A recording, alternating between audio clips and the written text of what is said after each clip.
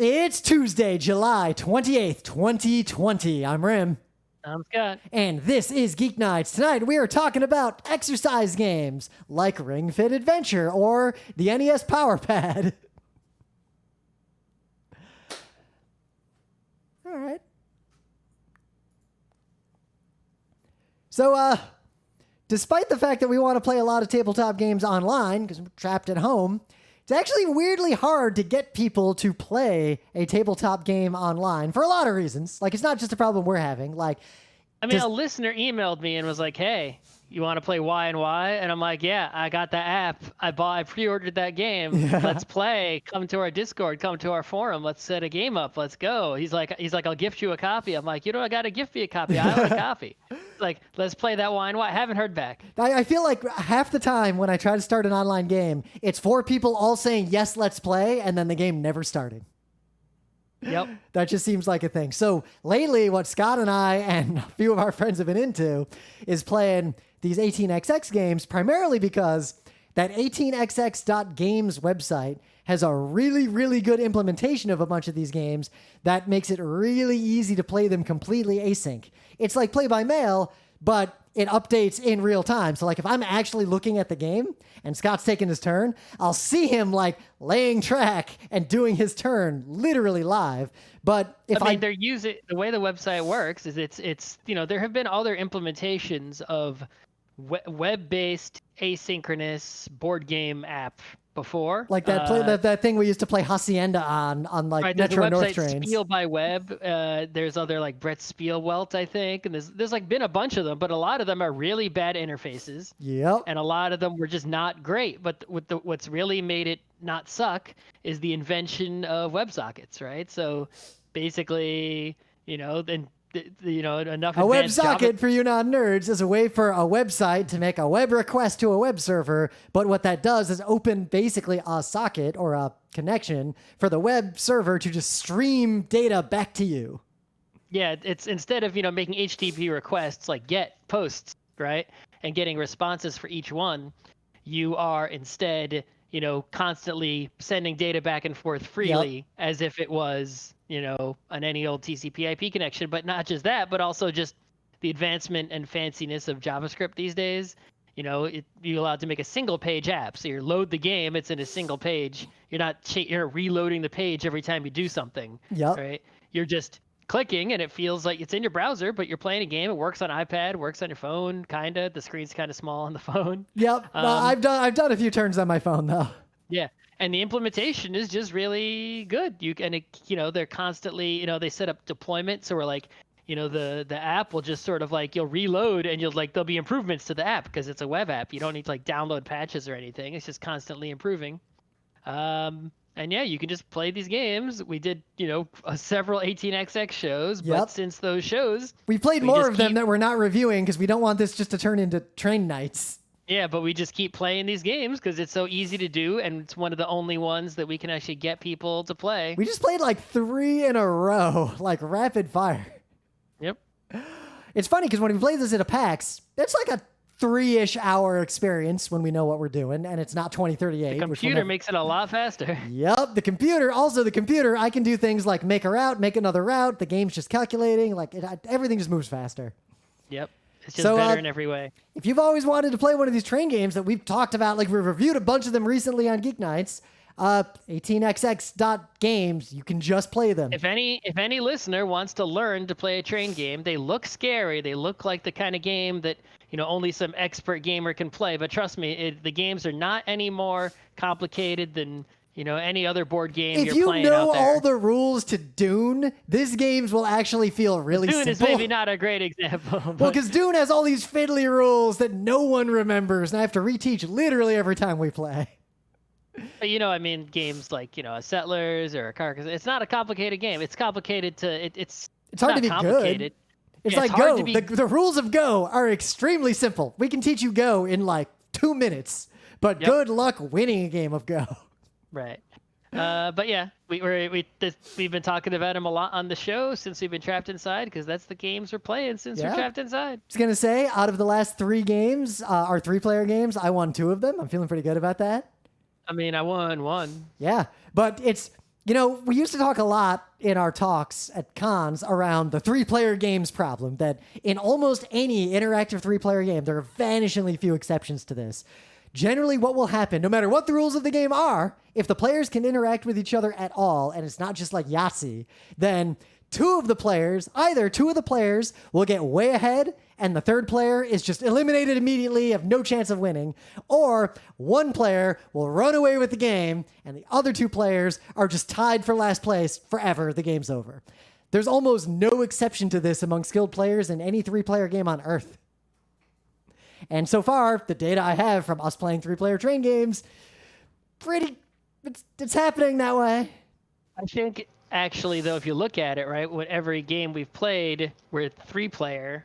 There's 2 players have like strong starts, and one person has like a weak start because there's not another like option for a strong start. Well, look at Tigris and Euphrates. The same thing happens. If it's you, me, and Joey Jojo, I get on the good spots, you get on some good spots, and Joey Jojo's looking at the board where there's all these leaders everywhere trying to figure out like where can I go. What if you just made a game where there's more good spots? If there were 3 good spots, and the game is more open and less tight, which obviously would make it less fun and lame. Yep. Turns it more into SimCity. It's like playing Civ 6 with a big world, but a small number of players.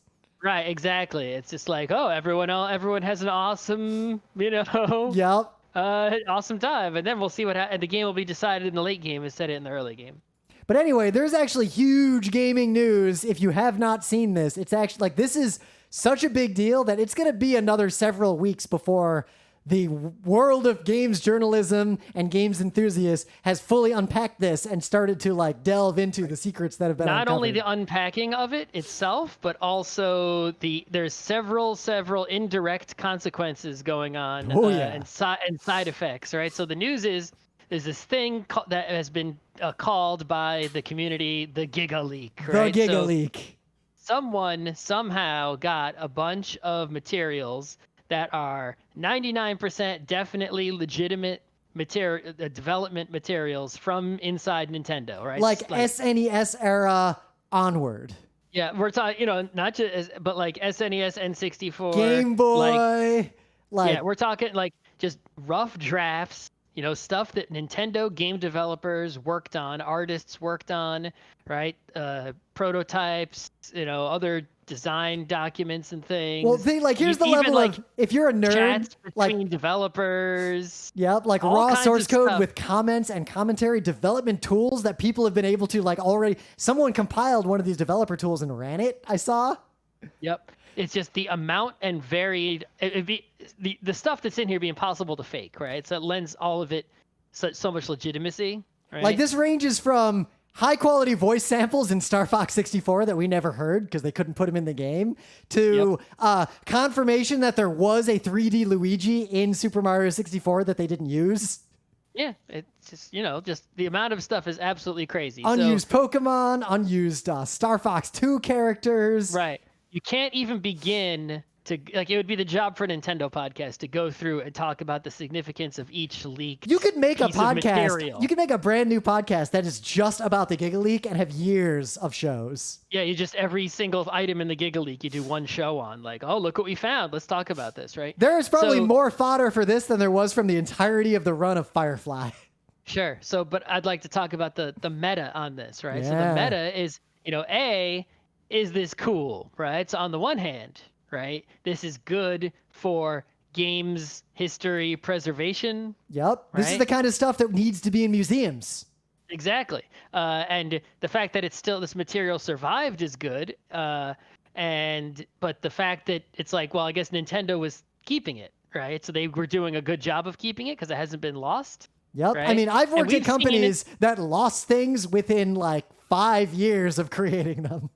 Right, and we've seen, for example, the Nintendo store. They've put on display old papers from drawing the original Super Mario Brothers levels and stuff. So Nintendo definitely keeps archives. So, at least in this particular case, I don't know how justified it is for a historical preservation perspective because Nintendo seems to do a good job with that. But they're not sharing it. So it's like, if you're not sharing it, how useful is that? I feel like right? Nintendo would have never shared a lot of this. Exactly. So it's like, if you're a private company that has intellectual properties that you developed, but and even if you're preserving them, right? If you're keeping them internally, right? So think of like a music company, right? And they've got songs, and those songs have entered the public domain, right? They're so old, right? But the record company is the only one who has the original recording. It's just not a recording that's out in the world yet. It hasn't been digitized, right? They have a vinyl record somewhere in a vault, or a DAT tape in a vault or something. That recording's in the public domain, but they just don't put it out there. They're just holding on to it. Yep. Right? I think there should, if I was in charge of the world, I'd be like, no, you are compelled by law to release all arts that are public domain for the good of the world. Yep. Right? Too bad.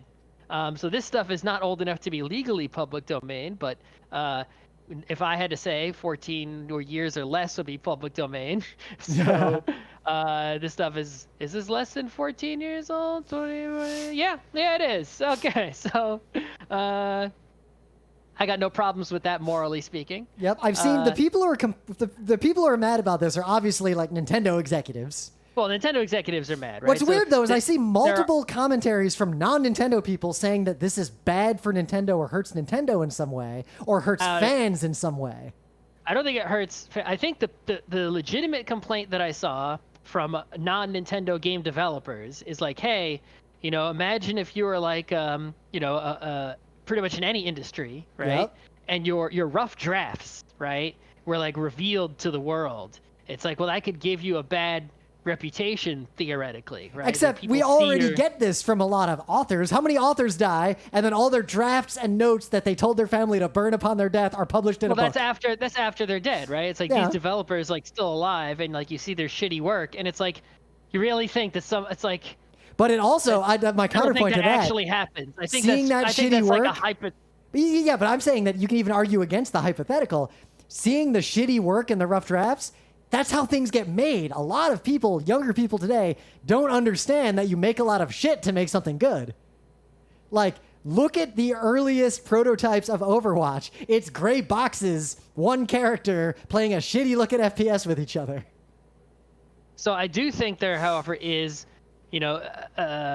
some people like, hey, well, regardless of this particular leak, right? They're like, oh, leaks in general are bad, right? It's like, like the people like was at certain conventions would like steal USB sticks from booths and stuff, right? That's happened a few times, right?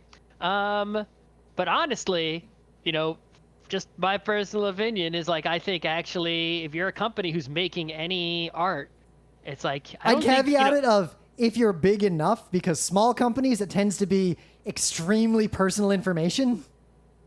Well, there is personal information in this leak. Like there's chats between developers and stuff that contains a lot of non-game related stuff, which I think is not the things we were looking for, right?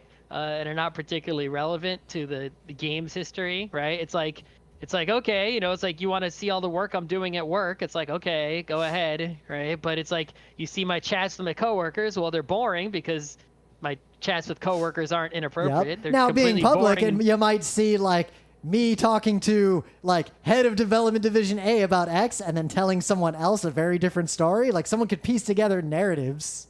But there could also be like HR talks, right? Not, obviously I wouldn't be talking at work with like, telling HR actual stuff, but there might be like, hey, you might see a message from me to HR that's like, hey, can I come see you? And it's like, oh, Scott had to go to HR on this day. I wonder what There's that was definitely for. Journalists though usually try to handle this well in the sense that. But this isn't journalists. This is just a leak right onto the internet. Yep, but the leak happened anyway. But the journalist's responsibility is to focus on the interesting, notable things about the industry at the production of the games. But they're not journalists. It's everyday people. You can just download this whole thing and start looking through it yourself to try to find good stuff. And it's so big that not everyone's found all the good stuff yet. Yep, but I'm saying most people won't. And if most of the people who do deep dives in it just sidestep talking about things that aren't interesting or relevant and are just personal, that will prevent a lot of the possible harms of this kind of leak. Because the reality is, leaks like this are going to happen. They can't be stopped. And once the information's out there, I feel like you're obligated to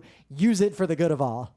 I think you're actually, I think the argument that I was actually making was like, yeah, people are, there may be some consequences from leaks, but the way I see things is like, companies rarely have anything to lose and usually have something to gain by being more open than they are, right? And companies are overly the government also are more secretive than necessary, and that extra secrecy actually causes harm, even though it's the the people doing the secrecy are hoping to prevent here's harm. a really prosaic and example. I also believe that it's morally justified to undo that secrecy when appropriate, which is a lot. Here's Not a really all the time, prosaic but example. A lot of angry neckbeard gamer nerds who harass game developers literally think that it is easy and fast to make AAA games. Like they think that developers are screwing them over by not introducing this feature that they demanded on the internet, because they literally have no idea what it actually how much it actually costs to make a game. Or look at how many small-time studios did a Kickstarter, got more money than they expected, expected $1 million, got 10 million, only to discover that the game they wanted to make will cost 400 million to make. This kind of information will probably, honestly, help the game industry in the long run far more than it'll harm it. Well, I think the most interesting story I saw is actually of a very something you wouldn't think about. But so there was I forget the name of the online community, and I don't have it on my screen right now. So of course I'm not gonna remember. I don't even remember what to Google for to find this story. But there was an online community that was dedicated. Oh, I remember. They were dedicated to finding reverse engineering. I think it was Pokemon, and finding glitches and stuff. Ooh. Right. But apparently now that is just leaked, right? There's no point anymore in reverse engineering and trying to find, see what you can figure out from the game, the binary of the game, because it's all just out there. So any help that community receives in the future could be tainted, because that could be coming from a leaker, right? Yep, which and it wouldn't be a reverse engineer. Yep, so there's a technical argument to be made there. That's similar to what happened with all those Java lawsuits that I do not want to try to explain to all of you right now, but go Google IBM Java API lawsuits. It's like if you're playing a game of Clue, right? And everyone's playing Clue, and then someone just comes, opens the envelope, and shows everyone the cards. Yep. It's all right, well, there's no point in playing Clue anymore. But right? If your hobby is to explore something that could theoretically be explored or solved, you have to be ready for the fact that your hobby might end one day. It did. So that's exactly what happened. Is this community they called it quits. They're like, yep, we're done as of right now. If someone else wants to carry on doing this stuff, acknowledging that your work will be, not the same as the work we've been doing, you can go right ahead and do that. But we're basically stopping and archiving at this point right now. And anything in the future will be someone else. You can free to take our work as a starting point for your new work, right? But we're done here. Over, right? I feel like if it weren't for the pandemic, MagFest would have at least 1 or 2 panels going deep on this stuff. Maybe they'll have them in an online form. Yeah, I'd be interested to see if this, because I have seen a lot of leak tweeters out there of, reasonable, not Nintendo employees, but people in the game dev industry. And I'd really love to have someone come and defend unnecessary secrecy. Well, this one guy, Mike Mika. I'm not going to hide my own opinion. I want to argue against someone. This Ars Technica article has one guy, Mike Mika. He says the Nintendo leak is bad on so many levels. It hurts them, it hurts fans, and it turns the topic of preservation into a topic of security and tightening the grip on intellectual property, regardless of its historical or educational value to history. I do think that is true, is that because a leak happened and companies just don't like leaks, they're going to make it harder to leak. Yep. Right? It's like, okay, there's been a leak, so now companies are going to tighten it to make it harder for there to be another leak. It's like, well, at least the first leak was a big one. Yeah, the thing that's interesting, though, is leaks of more recent games, modern games, at least for me personally, just as a fan level, are not at all interesting. I'm really only interested in leaks of old, weird stuff. Yeah, you want to see leaks of old, weird, unseen stuff. You don't want to see stuff. Because oh, look, a leak of here's how WoW did its load balancing. Yeah, I'm an IT professional. That's none of that is particularly interesting to me. Right, but you look at especially a lot of the YouTube channels out there. Why is there a sprite of Luigi flipping off Bowser? Right, retro game mechanics explained. He's showing you how they did Pokemon sprite compression. It's well, that dude, that's an awesome channel. Yeah. But that dude had to figure that out, right? It's well, what if they just told us how they did it? That would be awesome. Yeah. We wouldn't have to waste our time. Anyway. Yep, I generally are toward more information being better, but obviously there are caveats and exceptions to that internet. There are definitely exceptions, but I'm just saying in general. And but yeah, if any Apple employees, if any video game industry people want to come and defend the unnecessary secrecy and have a little good faith debate on it, right? And I already see it in advance. There are definitely circumstances in which the secrecy is necessary. Right? Yep. I just think it's way less than every company in the whole world. And I think a lot of their fears are unfounded. Yep. So in some other news, you may have seen rumblings of this. There's a lot going on here, and we're not going to get into like all the ethical questions around this because that would be an entire show and then some. But basically, if you weren't aware, the United States Army had a Twitch channel. The Army the military has been recruiting, kids forever, right? Because it's a volunteer military. For America's Army, the military has especially decided that going after gamers is a very good approach for a lot of reasons. So, I mean, this is, since I guess when we were in college, they've been doing this and doing it more and more and more. You see them whenever we go to any gaming convention, there is almost always some sort of military-ish presence there with a booth I know or a bunch of those guys because the same guys, their job at the Army is to go around. I got them to present at Kineticon a bunch of times. It's like, and then they try to recruit people to, who gamers. It's a game convention. Everyone there's a gamer. They try to recruit people into the military. Now, this isn't just like, trick some gamer nerd into joining the Army. It's also literally Ender's Game style. Like, people who are good at certain kinds of games are good at certain kinds of military things that people need to do. Like, the skills literally do transfer. Good at certain kinds of flight sims, you're going to be good at flying drones. Like, literally. No joke. No exaggeration. It's like, you're good at driving a car. Guess what? The military has a lot of drivers. Yep. A lot. There's a lot of people whose job in the military is drive a truck. So basically their Twitch stream, like, they're trying to get into esports and talk about esports, use this as recruiting tools. They have a Twitch stream. They have that stream, and they have this sergeant just like doing esports stuff online. The problem for them is that people on the internet have a rightly nuanced opinion of the United States military. So people kept coming into this Twitch channel and being like, what about the war crimes? War crime me, daddy. Can I war crime? So, I mean, most of the military's recruiting in the past via video games. And like we said, it goes way back. Remember that there was, I just remembered there was that America's Army FPS. They actually made an FPS. Right, to try to recruit people way back. People made fun of it, but I saw what was coming. I saw how legitimate that was as a tool. Yeah, America's Army from Unreal Engine 3 from 2002. So in 2002 it came out, and in I guess 2013 was the last version. The point is they have an FPS that is the actual official U.S. Army FPS. So anyway, because of this, the point is the Army Twitch channel started banning these people like you do. Like, if someone comes into our channel and fucks around, we'll ban them. The point I was trying to make is that all the previous video game recruiting methods they used were one directional, right? It was we're releasing this video game, you can play it, right? You can come and meet us, right, at a booth. It's like, are you going to go up to a booth with some army dude standing there and be like, war criminal, rah, right? It's like, that's the kind of thing a hippie does, right? Is they throw some paint on the person outside the fur shop, right? And they run away, right? It's like, no one, even people who are like, war crimes aren't going to walk up to a dude and be like, war crimes. The dude will be like, yeah, so go away, right? And be like, leave me alone, bro. Yeah. Right? So a bunch happened here. They started banning people from their channel for bringing up war crimes, but a bunch of lawyers immediately jumped in and pointed out that for once, this is a free speech issue because this is the literal U.S. military. They cannot restrict your speech.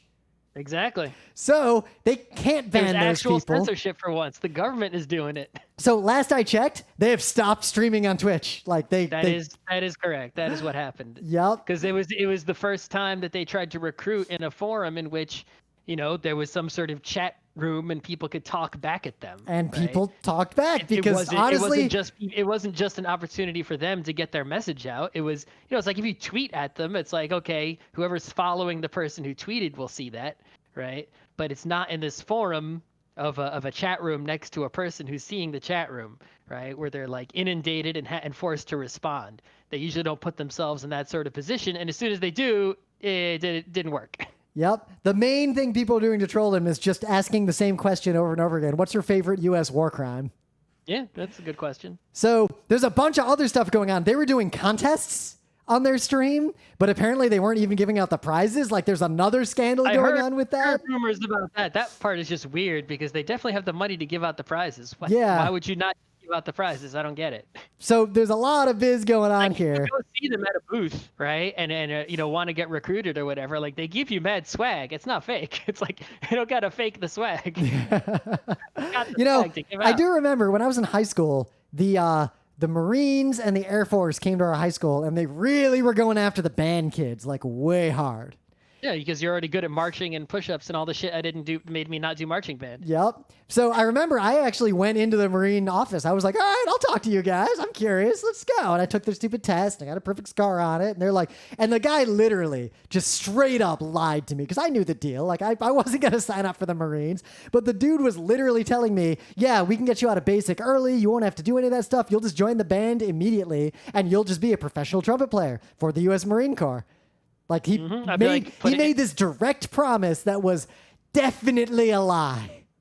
I mean, when I was younger and more naive, I did say things like, "Oh yeah, I'll join the military as long as I don't have to do one push-up ever. I never have to shoot anyone or be shot at, and I can do exactly the job I want, and I'm in charge of that job, and no one can tell me what to do." And of course, that is not a possibility. Yep, but this recruiter was really telling me it was. Unless I'm immediately promoted to, like, I don't know, president.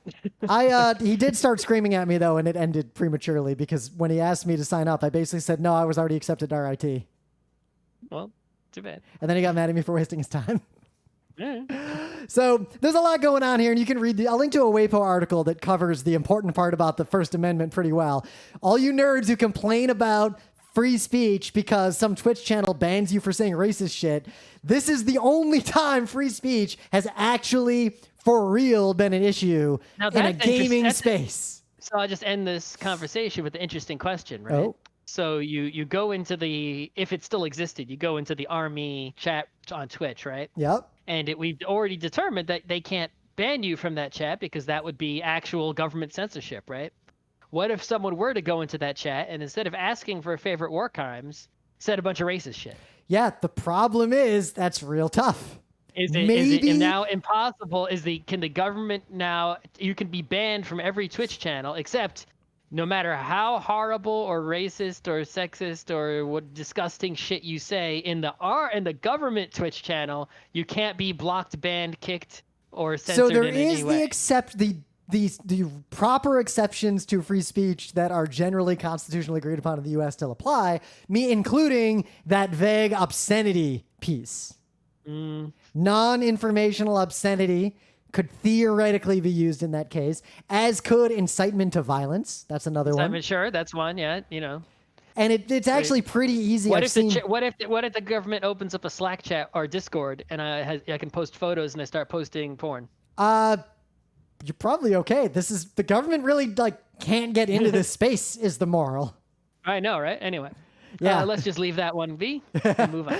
Because it's time for Things of the Day. What do you got? What do I have? The seed? Right. So, this video started out in a very sad way for me because they're like, hey, here's the Minecraft title screen. You open up Minecraft, you see all those, the main menu, right? Which says, start Minecraft, multiplayer, settings, quit game, right? All the terms and conditions button, right? Whatever.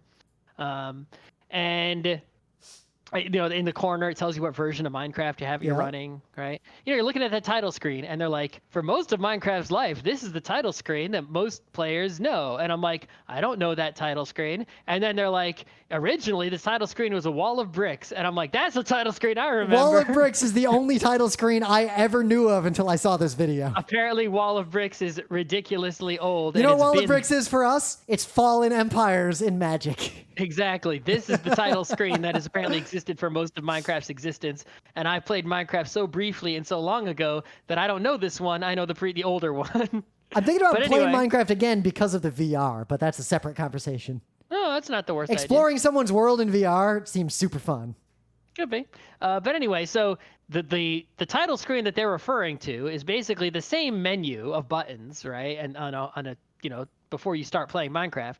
And in the background is a blurry image of a Minecraft world, right? Just one, it looks like someone's playing Minecraft and took a screenshot and made it blurry and put it behind the buttons. A normal person would just not ever think about that. No, but the Minecraft nerds of the universe said, hey, that photo is clearly somebody at Minecraft, right? Must have taken Minecraft, started a new game, right? Walked around to find a good looking spot. Yep. Took a screenshot and blurred it and saved it and made that the title screen on purpose. A game developer did that, right? Yep. The only alternative is some concept artist just drew it from scratch, but that seems highly unlikely. Seems highly unlikely. So Minecraft's a procedurally generated worlds. It should be possible to figure out the exact seed that was used to generate that world, and then generate that seed, and then you should be able to play Minecraft in the same world that the title screen screenshot was taken from. That is the plot to a sci-fi movie. But how would you ever find this seed? There's so many, the orders of magnitude numbers of possible Minecraft worlds is like more than atoms in the universe. It's one of those enormous numbers, right? How could you ever figure it out, the exact one? Somehow they figured out the exact one, because otherwise it wouldn't be a thing of the day. And how they figured it out, I'm not going to explain to you. You're going to have to watch the video. Video's only 8 minutes long. You can watch it. It is a fascinating piece of digital detective work that is maybe one of the best I've seen. So check this out. Even if you don't care about Minecraft, it's also good if you care about computers and don't care about video games at all. Is awesome biz. So my thing is pretty simple. Now, I'll admit the guy who runs this channel, this is not my style. Like, this guy's a little annoying. It's just a personal pet peeve. I'm not impinging upon the spiffing I Brit. saw this video also, and the editing in this video and the voice narration in this video is a very annoying YouTube internet guy, and I'm not a fan. Well, there's a specific thing. Like, I don't mind the shtick. But the content he is presenting is excellent. I don't mind the shtick at all, because everyone's got their shtick. His presentation format irks me. What bothers me is jump cut audio editing. This is like an aside. Most of the content on the internet made by amateurs is like this, but I can't listen to anything that does this. It's if you can't read a script in one go, and you also can't just extemporaneously speak like Scott and I do, the third way to go is you just fumble through what you're going to say, and then you just edit it together into something sensible later. And you can tell because the audio will jump constantly. Like, they'll say 3 words, you hear an edit. They'll say another word, you hear an edit. They say 2 more words, you can hear an edit. It jumps a lot. It's even worse if they do it while their face is on video. I see people do that, but I cannot listen to anything that does that.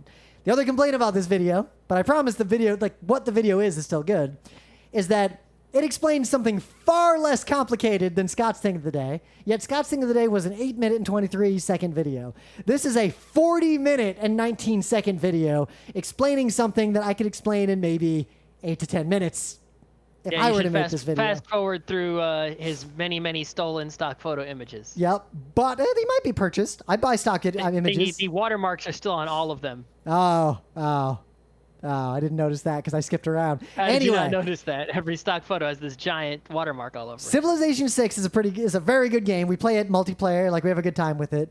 But Civilization 6 single player is not actually that fun because the AIs are just really, really stupid and broken, and the single player game is not that fun as a result. Right. I have not personally figured out, bothered to learn how the AIs behave because it's too much work for not really a lot of payoff.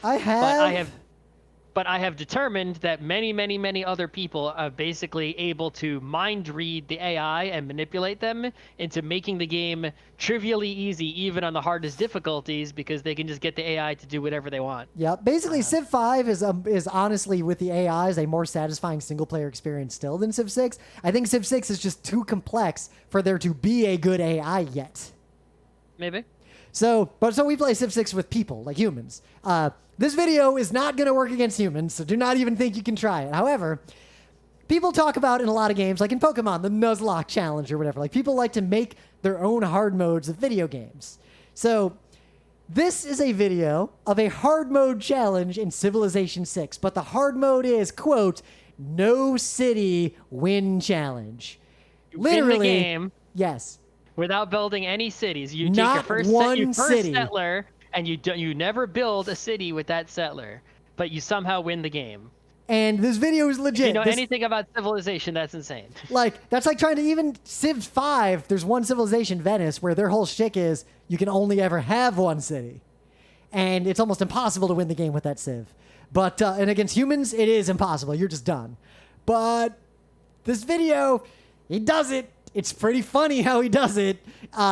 It's actually worth watching just to see, like, how this comes together. It is impressive. My hat is off to you, the Spiffing Brit, for beating Civ 6 without ever building a city. Yep. And it's legit. No cheating. Yeah. So good stuff. Just, I'll buy it. Like, if you see this, if you listen to this podcast and you email me, I will mail you a teleprompter. I have an extra one. I will mail it to you just so you don't have to jump edit. Anyway, in the meta moment, we're stuck inside. We can't do much. Stay tuned as we keep trying to make stuff, as we try to figure out how to record the, like, 6 or 7 panels we're going to be doing across a bunch of conventions in the early fall that are all going online. That is more of a challenge than we expected for a lot of reasons, so stay tuned on that. That is consuming a lot of my time as I figure out the logistics of this, and also every convention that does panel submissions is doing things very differently now because it's a weird world. So the producer stuff I normally do for Geek Nights is involving a lot more emails and conversations, where previously it was someone would email me once saying, what do you want to do this year? And I respond back with a list of things. I actually have to do a lot for once. It's kind of a pain. What else we got going on? The club book is still the Tale of Genji. Yep, not reading it until it's cold outside. Because every time I'm not doing this... You said you wouldn't read till it's warm outside. Now you're not reading till it's cold outside? Well, because when it was warm outside, I thought I would have time outside to read, like at the beach. Like, if I could change one thing and it couldn't be a material thing, like if I couldn't fix the world, but I could make one immaterial change to the world, I would swap the weather of last summer and this summer. Because last summer we had a lot of rainy weekends, couldn't go to the beach that much. This summer has been 99% perfect beach weekends, and I can't go to the beach. If this summer had been last summer, we would have read like 10 more books. Well, some people are going to the beach, but it's like, well, I'm not going to the beach. I'm not going either. You know what? I'll go to a beach if I can get to a beach by myself, and there's no one there but me. Well, I was thinking we could like find a house that has its own private beach, like on the beach. And as long as you don't own the house, who cares if that house has a risk of being blown away in a tropical storm, as long as we're not in it when the tropical storm comes. And then we could get to that house by a teleportation or boat or something. Yep, and only mutually quarantining people are allowed to go to this house. Right, and then we just, quit our jobs and stay at that house and then come back before it's cold and then give that house back to its owner. I can work from anywhere. It's not like I have to go to an office for the next 2 years. Me too, but would such a beach house have internet, and would I want to work? Yeah, the problem is I wouldn't want to work. Yeah. At least now I kind of like work. I don't think I would work if I was just at the beach. If the beach were right there, I would not be working. I would be quitting. The only other meta moment I have is, again, you should come to all the places that we exist on the internet, like our website and our Discord, and we have Twitters and YouTubes. We got everything. I don't know how you found this podcast if you didn't find any of those other things. Yep. You should check all those things out. And if you want to learn how to play a train game because you need something to occupy, all the spare time in your life, any of us will be glad to teach anyone to play train games. It is not that hard. In fact, you know what we should do? Just come to our Discord and I can teach you train games for free. I will do this as a free service. Personal train game teaching. Like you take, 18 Chesapeake and I'll take 1846. And we could just make one-off panel videos just like we do, all the learn and win X. We can make a learn and I can definitely make one better than the other people who have made them already, because I've seen some of the ones out there and some of them are good, but none of them are like amazing. I feel like I could do better, but I still feel like a personal teaching is the best. That includes like answering your questions like, live. That's why as much as like playing. Well, that's why even though we have video of like our learn and win Puerto Rico, I love running that panel because I love sitting down with a bunch of people and like teaching them directly how to play. It's like you said, if you want to know how to play, contact us. And if you want to play, I don't know what happened to that listener who emailed me and never emailed me a second time after I replied, but if you want to play, there is a digital app for Yellow and Yangtze on Steam. It's not free, but if you have that app and you want to play multiplayer Yellow and Yangtze, contact us via any mechanism. Let's play. Yeah.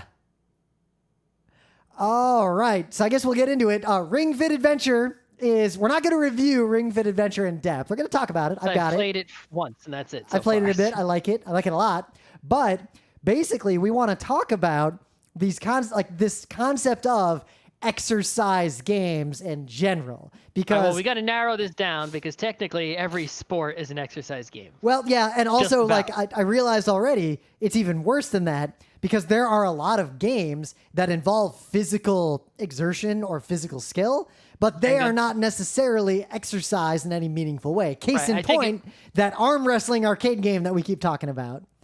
That is not an exercise game because you don't play it long enough to exercise, and nor would any reasonable person do so. That is true. However, I think if you try to narrow it down by like something that's trying to make you exercise as your criteria, right? You're going to start including a lot of things like every sport ever, right? It's like you're exercising if you just play basketball. I think the difference is let's narrow it down to video games because that makes it a lot easier. Right. I think I think we do want to talk about that include the the arm wrestling thing, because the way I see it is we're talking about sports, right? With a physical with a software digital component to them, right? But that would include things like Formula 1 or any car racing where the car has software, right? True. So I don't want to include that. What I want to include is basically any sport where there's a digital video game component, right? But the basically, I don't know how to word this correctly, but where the software is basically doing all of the scoring and judging. Like the whole point of the thing is that you, the human being, do physical activity, right? And the physical activity is then measured by software that then tells you how well you have done, right? See, I want to go in a much more different direction based on Ring Fit Adventure and focus on games. Ring Fit Adventure fits that category. It does fit that category, but my category is more games where if an average normal gamer plays a normal, expected, reasonable amount of this game, like one play session, they will have gotten what the government would consider a workout. Like a game has caused you to work out, regardless of if you would have otherwise. But that's basketball? Well, video game, because we're talking about video games here. So it has to be a video game, and you would have gotten a workout. Because but the nature of playing basketball, you will definitely get a workout if you try to play basketball at all. We can talk about the other kind too, because you could have a very advanced flight simulator that's like for real. That'll be a kind of a workout, right? No, because usually the formal definitions of this involve things like heart rate elevated above a certain amount for a certain amount of time. Your heart rate's not going to elevate if I put you in like some crazy ass flight simulator that's moving you all around and you're feeling the G-forces. I've flown planes before, not at all. Maybe if it was an F-16 simulator, but not like a Cessna. That's like it's it's really pushing you. Yeah, but it's not pushing your muscles really. You're wearing a flight suit, and you're like you're strapped into a chair, maybe your neck a bit, but you're not going to get a workout, I don't think. Maybe a racing simulator where racing simulator would count. Driving an F1 car would 100%. You got to turn the wheel a whole bunch, right? Especially if it's simulating any amount of G-forces on your body. Yep. I think you need the G-forces, though, or it definitely doesn't count. But I want to take an aside before we get into that and talk about these arm wrestling arcade games. But if someone's real weak and just like pushing the A button's a workout for them. Oh, yeah, that line is different for all sorts of people. Like what constitutes physical activity in a workout actually is a really big sliding scale depending on your goals. Right. You could also have a game like maybe Poppin' Music, right? And someone could play Poppin' Music in a way where they're like, bah, bah, bah, bah, bah, bah, and it's really like a tiring arm workout for them. But someone else could play it with like their fingers and be like, well, look at that with DDR. It's like it would be a finger workout, I guess. The fanboy playing DDR with their arms on the bar doing the fanboy pump gets way less effective exercise than someone doing the exact same song but actually dancing and not holding the bar. That's why I think my criteria of just the games where you're just being measured on, assuming you play it in good faith, right? You're being measured based on some sort of aspect of your physical body's exertions, right? And not just on something like timing of button presses, which I guess is still your physical exertions, Yeah. but there's still some sort of line there. Well, I think there's definitely like, if we were going to do a panel on this, I feel like these would be like two different sections of the panel. It would be like, if you, the human being, are stronger, right, you will get a higher score at arm wrestle the robot, or hit the hammer on the thing and make it hit the bell, or, DDR. If you're better at cardio, you'll be better at DDR, right? If you're better at running, you'll be better at Ring Fit. There are very much two sides of this. It's the games that ortho games that judge your skill in the manner you described, or games that trick or enable you into doing a traditional workout. But I don't think there's that many games that trick you into doing a traditional workout. There's a lot that have tried, but a lot of them are just sort of failures. Yeah, I feel like Ring Fit Adventure and DDR are like the height of that right now, like literally. Right. If you look on like the Wii and Wii U, it's like when after the Wii Fit, the original Wii Fit came, there was like a bunch of clones. There was like an EA Fit, and none of them did well as far as I could tell. There's like the PlayStation wands you use for Johann Sebastian Joust. Yep. I think there's a lot of games that attempt to use those for various fitness things that are all just shovelware. There's like tons and tons of shovelware. There's other games though that are like could be fitnessy, but maybe aren't trying to be. Like there's the Just Dance games where they're like, I think wasn't the Kinect DDR like the first one? was originally intended to be more dancing, but you notice in recent DDR machines they show you calories and really focus on the fitness aspect. That's true. Dance Rush a little bit. Depending on how you play it, because like you can sort of still play Dance Rush in good faith without exercising, right? Yep. But like Ring Fit Adventure, you'd like that. That's probably, I think it's the height of that genre, because Ring Fit Adventure really does make you do like a real broad spectrum cardio workout. Right, it's like it also gamifies it. Like a Peloton would count technically, because that like gamifies a little bit and shows you a terrain, but it's not a fun game. Ring Fit Adventure is like a real game. Fight the monster. You know about Zwift? No, I can guess what it is. Zwift is basically you get yourself a bike trainer, right? Any kind, right? Oh, and it shows the course, and you're racing someone. You put your bike on it, and you put this TV in front of you. And it shows you like a little avatar on a bicycle, and you basically load in a real course from the real world. And then depending on how much equipment you have hooked up to your trainer, like you could have it automatically make pedaling easier and harder, or elevate the front of your bike as you're going up or down hills, right? Yeah. And you can also do it multiplayer, so you can see your friends. Like we could go and like race each other up some mountain in France. Yep. And while that is a game and serves all these purposes, to your point, I see where you're going. It's not that basically is motivation for someone who is already doing that kind of activity in the real world. It edges into like corporate style gamification. Right. It's like the virtual golf, right? Where like you do indoor golf against you hit a ball to a screen, and it's like you're training to do indoor golf or whatever. Ring Fit Adventure is more like, hey nerd, like, you want to beat this dragon? Well, guess what? Your abs are going to get real strong by accident. Maybe. Yeah, if you actually do the workouts. But my aside here is on this website I found, which I'll link to, because I was trying to like learn about that arm wrestling game, because we were weirdly obsessed with that back in the day in Wildwood.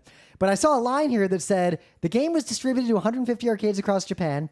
It was recalled less than 1 month later due to reports of 3 players breaking their arms. 3 players.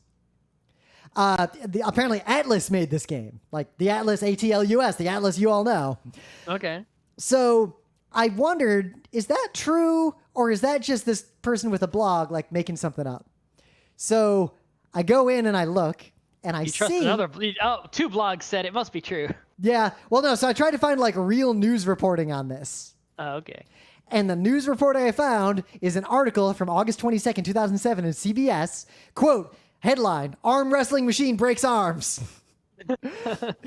Lose a game of chess to a computer. I arm wrestled a robot and my arm broke. Lose a game of chess to a computer, you could bruise your ego. Lose an arm wrestling match to a Japanese arcade game, it could break your arm. Distributor Atlas Co. says it'll remove all 150 Arm Spirit wrestling games from our Japanese arcades. So that story did happen. However, I found yet another rabbit hole. Atlas issued a really sexist official statement in response to this, like publicly, not that long ago. This is 2007. The game Atlas is a lot older than 2007. No, the game you're thinking of is a different arcade game. This is an Atlas equivalent of that game. Okay, so it's not the original arm wrestling arcade Oh, game. you want to talk about the original arm wrestling game? Those go back to the electromechanical era. That's what I'm talking about. Like 20s era. There were 1920s arm wrestling machines that probably did break a lot of people's arms. The one we played a lot was called Arm Champs or Arm Champs 2. Okay.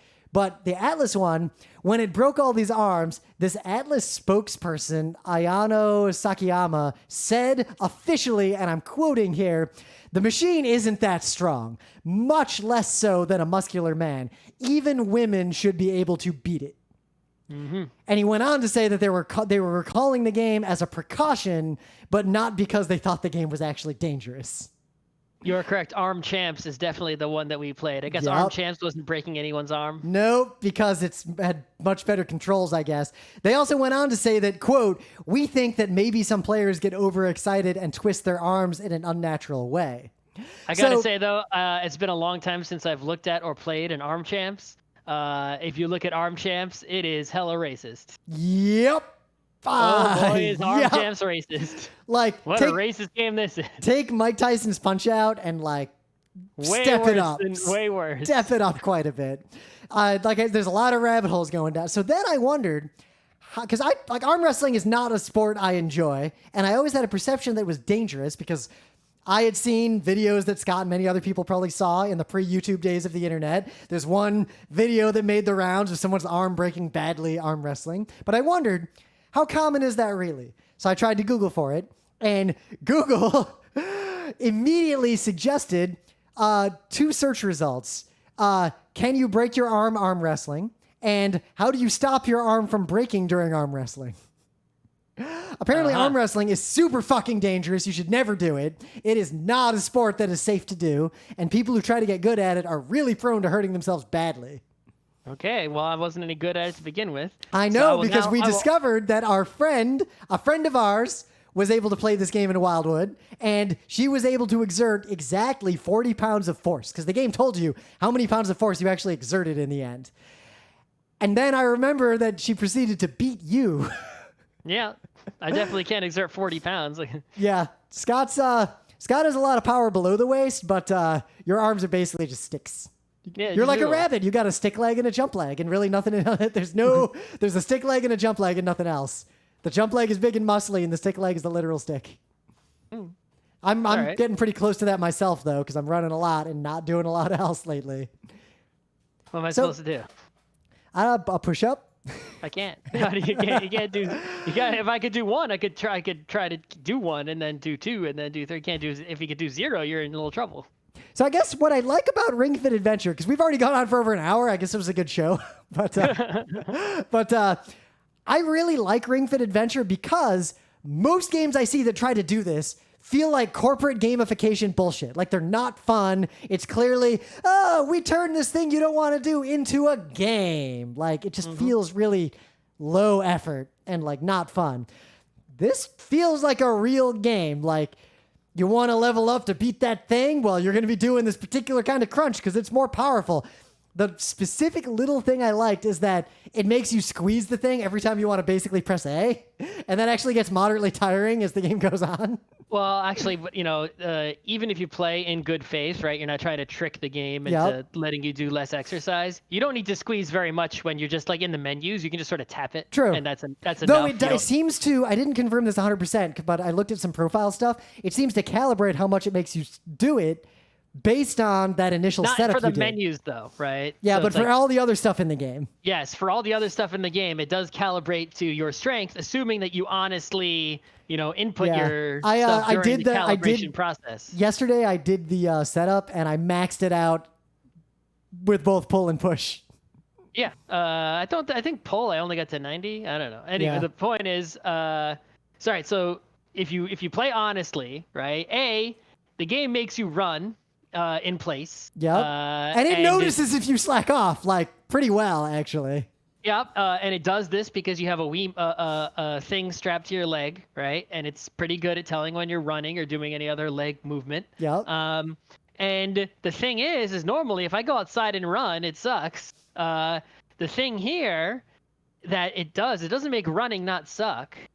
It distracts you. You're running, but you're looking at the screen to do other shit, and you forget that you're running, right?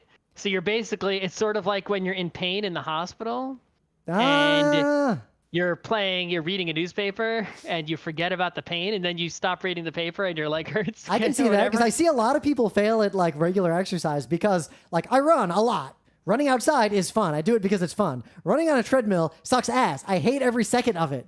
I'm desperate for anything to distract me from the fact that I'm on a treadmill. So yeah, it does that. Secondly, right, it's like, okay, you're squeezing the thing, but it's not just like, congrats, you squeezed, right? It's like while you're running, you're trying to shoot these boxes and stuff on the side of the track, right? And it's like basically you're playing a sort of an actual video game. Like there's an obstacle course. It's like, jump higher and you'll grab all those coins, right? Yeah. Be running faster when you jump to go further and skip more of the track. And one thing I'll say, it gives you a little bit of the same flow state that a serious athlete gets doing the activity where they are an expert. Like, flow state in video games, people who work out a lot get a flow state in physical activities too. This gives a lot of people who may not have experienced that with a lot of physical activities that like body mind as one flow state. Much like with DDR, you're not attempting to exercise and then there's a thing that's measuring you, right? Instead, you're trying to play a video game. It's an actual video game. You're trying to beat the game and get a high score. And it just so happens that the inputs for the video game happen to be exercise. So it's like you're playing this video game, and then when you're done, it's like, oh, oops, I exercised. Yep. And the game's actually fun. Like that's the biggest thing about this. It's not like the most fun game ever, but it's not bad. Yeah, I've enjoyed playing it. I'm going to continue playing it, partly because I have an ulterior motive. Game. It's you run through a track, right? Collect coins and stuff. Fight a boss with it, or try to eliminate its HP down to 0. The ring that talks to you is super annoying, no matter which of the 2 voice options you pick for it. I kind of like that it's annoying though. Yeah, the boss is actually way cooler than I would rather be on the side of the dragon than the side of the ring. Oh, the buff dragon is the best. Did you see? A lot of people on the internet have played this game and realized midway through how weirdly hot and buff that hot buff dragon is. Extremely hot and buff? Yep. And then there's a whole bunch of I haven't played any of the side games. I just played the main. Yeah, I haven't touched any. There's other modes. There's a rhythm game. There's all this stuff I haven't even touched yet. Yeah, but it's like, if you just play that main game, I think like frequently, I think that's more exercise than most people get. Yeah. So and as long it's as fun. you play it honestly instead of like trying to trick it into thinking that you've played, right? Yep. Looking at you, power pad. It would be kind of hard to trick it though, right? Yeah. It's like you could put the leg one in your hand and sort of shake it a lot, I guess, but you're working out your arm then. Yep. I guess it's harder to trick it with the ring because the Switch would know if the Joy-Con is you could in the use ring Arduinos and servos to build 2 robots to control moving the ring. You could basically make fake Joy-Cons that are specifically made for cheating at this game. What I want to see in SGDQ is some speed runs of this game, though. Another interesting thing is they have this sort of lazy mode where it's like you basically turn your Switch off and you just hold the ring and you like watch a movie on Netflix or something, right? Oh, I used to, like when I was a kid, what I would do when I was watching movies, like, or just watching TV or like watching stuff on the internet, is I just sit there lifting weights the whole time while I was watching stuff, just like low weight, just poking. Right. So you basically has this mode, AFK mode or whatever, where I forget what it's actually called. It might be called AFK mode, where, you just do something else and take the ring with you and squeeze the ring a bunch. And then when you go back, it'll be like, hey, you squeezed the ring this much. Good job. Yeah. Squeezing the ring's pretty good exercise, too. The ring's pretty durable. And the most clever thing, I think, is the use of the infrared sensor on the front of the Joy-Con to measure your heart rates moderately accurately. So that's not too bad. Yeah. So I'd recommend if you got a Switch, like this is a pretty good game to get, and it's starting to be back in stock. It's easier to get than it was a month ago. Yeah, it's like if you have a Switch, if you want to exercise, if video games motivate you to do things, you like playing video games, you don't like exercising, this is definitely not too bad. And regardless of your physical fitness level, right? Because I've tried it, and I've seen people who are both weak and strong try it, and it seems to make everyone kind of sweat. So Yeah. it's not easy for anybody. The only games, but no one. It doesn't seem undoable for anyone either. Yeah. Like everyone I know who played it, like beat it. It is. It seems to have like the right level of difficulty. No one's like, oh man, I couldn't even beat level 1, and no one else is like, oh, I breezed through it. It was so easy, unless they cheated or something. Yep. Man, we didn't even get to talk about old weird crap like the power pad. So I think there's a topic here. Maybe there's a panel in the future around this stuff. Maybe, but I need to eat dinner, so too Yep, bad. I do too. So I think we're done. Okay, bye. All right. Save. End stream. Wav. And